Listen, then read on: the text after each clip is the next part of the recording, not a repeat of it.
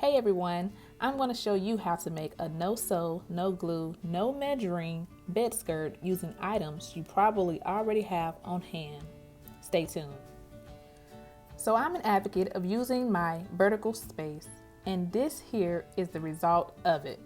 Yikes. I went from this to this in the most cost efficient way. So what do you need?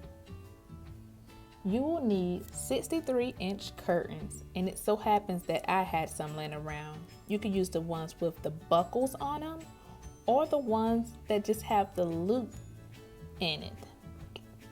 So first, you will want to iron it. In my case, I did not iron anything.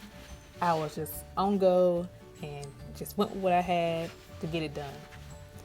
So I took these curtains and lifted up my mattress and put the curtains under the mattress.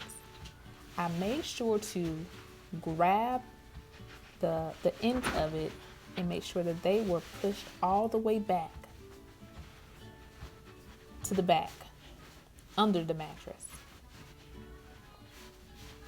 And I did this twice to cover both sides. And this is great for a dorm bed.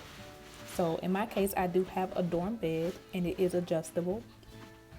So if I chose to adjust the bed a little higher, I could move the curtains as far back or as close to the end of the bed to represent the length that I needed to be to hide the clutter under the bed.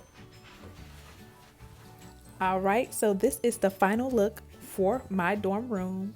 If you found this video helpful, please give it a thumbs up and feel free to subscribe. Thank you for watching.